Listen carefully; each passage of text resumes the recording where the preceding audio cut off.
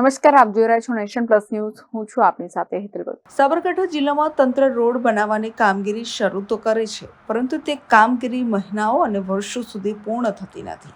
જિલ્લાના મુખ્ય મથક હિંમતનગરમાં પણ કંઈક આવી જ પરિસ્થિતિ થઈ છે, જેને લઈને સ્થાનિક લોકો પરેશાન થઈ ગયા છે. આ છે દિવસ દરમિયાન ભરચક રહેતો હિંમતનગર મેડિકલ કોલેજ રોડ. મોડે વહીવટી તંત્રને આ રોડ બનાવવાનું યાદ તો આવ્યું છે, પરંતુ 6 મહિનાથી રોડનું કામ ચાલુ કર્યા બાદ કામ પૂર્ણ થવાનું નામ નથી લીધું. રોડ પર પથ્થરની મોટી મેટલના ઢગલા કરી દેવાયા છે. કેટલી જગ્યાએ તે વેસ્ટ પાથરી દેવામાં આવ્યો છે, તો જે જૂનો રોડ હતો તે પણ ખોદી નાખવામાં આવ્યો છે અને ઉપર ડસ્ટ નાખતા હવે રોજ અહીંથી હજારો વાહનો પસાર થાય છે.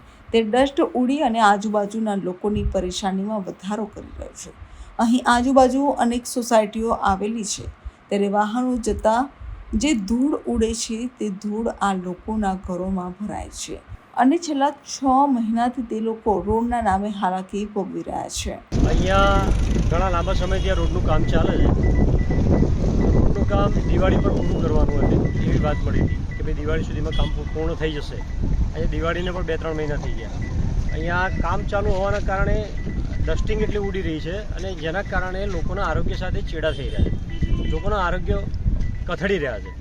અત્યારે શરદી ખાંસી અને અત્યારે ડબલ ઋતુ છે, વાયરલ ઇન્ફેક્શન અને આ સિવિલ પણ છે. અહીંયા ઇમરજન્સીમાં કોઈ પેશન્ટો આવતા હોય એમ્બ્યુલન્સની અંદર, તો એ પેશન્ટોની પણ હાલત દિવસે દિવસે આ રોડના કારણે બગડે છે. આ કામ સત્વરે પૂરું કરવું જોઈએ. પ્રશાસનને વારંવાર રજૂઆતો કરવા છતાં આ કોઈ ધ્યાને લેતું નથી. તો આપના માધ્યમથી અમે પ્રશાસનને એક સંદેશ મોકલવા માગીએ છીએ કે ભાઈ આને ધ્યાનમાં લઈ અને સત્વરે કામ પરિપૂર્ણ કરે. કેટલા સમયથી કામ ચાલુ છે? સ્થાનિક લોકોને શું તકલીફ પડે છે? સ્થાનિક લોકોને જો અહીંયા રોડ ઉપર જે લોકોના મકાનો આવેલા છે, ઘરમાં ધૂળ ભરાય છે. એના કારણે લોકોના શ્વાસમાં પણ આ ધૂળ અંદર જાય છે. એના કારણે ફેફસાની પણ તકલીફ થાય છે, શરદી ખાંસીની પણ તકલીફ થતી હોય છે. બહુ તકલીફ થાય. નાના બાળકોને પણ ઇન્ફેક્શનના બધા પ્રશ્નો ઊભા થાય છે. આમ વારંવાર રજૂઆત કરે છે ત્યાં સ્થાનિકોને પણ આવા બધા ઘણા પ્રશ્નો છે, તો આ પ્રશ્નોનું સત્વરે નિરાકરણ થવું જોઈએ. નગરપાલિકા તંત્ર દ્વારા જે આ રસ્તાનું જે કામ કરવામાં આવી રહ્યું છે એ હાઈવેના ઉપરથી 1.5 ફૂટ ઊંચું કરવામાં આવ્યું છે. તો અમારી આ જે દુકાનો અહીંયા આવેલી છે એ દુકાનોમાં પાણી ભરાશે તો એની જવાબદારી કોની? બરોબર.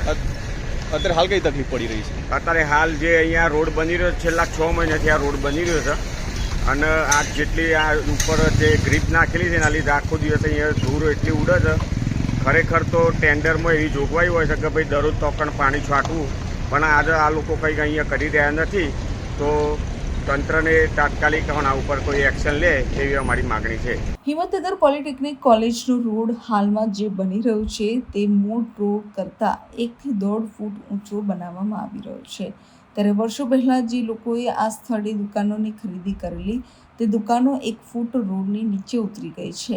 ત્યારે આગામી સમયમાં આ રોડ જ્યારે બનશે ત્યારે વરસાદી પાણી આ લોકોની દુકાનોમાં ભરાશે અને આ વાતને લઈને હાલમાં લાખો રૂપિયાના ખર્ચે અહીં દુકાનો ખરીદનાર વેપારીઓએ ચિંતિત બન્યા છે. આ લોકોને પણ આખો દિવસ રોડ પરની ઉડતી ડસ્ટનો સામનો કરવો પડે છે અને તેના કારણે ઉધરસ સહિતની તકલીફોમાં વધારો થયો છે. આ રોડનું કામ ક્યારના લટકી પડ્યું? 12 મહિનાથી ચાલુ કર્યું છે, હજી પૂરું નથી કરી શક્યા આ લોકો. અને આમાં પ્રશાસકોની અને એન્કાઉન્ટેબિલિટી થવું જોઈએ, ફિક્સ થવી જોઈએ, જવાબદારી ફિક્સ થવી જોઈએ. દરની કેટલી ધૂળ ઉડે છે, એમ્બ્યુલન્સો આવે છે અને આ બધું અહીંયા કેટલા લોકો હેરાન થાય છે આના પાછળ. રજૂઆત કરી ખરી આ બાબતે કોઈ? કેટલીય વખત અને આમાં કોન્ટ્રાક્ટરે ખરેખર પાણી જ છોટવું જોઈએ અહીંયા. તો આ ઉડે તો ના કમસે કમ. સાબરકાંઠા અને અરવલ્લી જિલ્લામાં તંત્ર દ્વારા કરોડો રૂપિયા રોડ બનાવવા માટે ફાળવાય છે. રોડના કામ પણ શરૂ થઈ ગયા છે. જો કે શરૂ થયેલા કામ અધવચ્ચે છોડી દેવાયા છે અને તેનો સીધો ભોગ મુસાફરો અને સ્થાનિક લોકો બની રહ્યા છે. ત્યારે તંત્ર દ્વારા આ રોડનું કામ ઝડપી પૂર્ણ કરાવાય તે જરૂરી બન્યું છે. Jitendra Solanki, nation plus news, Sabarkantha. સમાચારોના સતત અપડેટ મેળવવા માટે અમારી નેશન પ્લસ ન્યૂઝની યુટ્યુબ ચેનલને સબસ્ક્રાઇબ કરો, બેલ આઇકન દબાવો અને જોડાયેલા રહો ફેસબુક, ઇન્સ્ટાગ્રામ અને ટ્વિટર પર.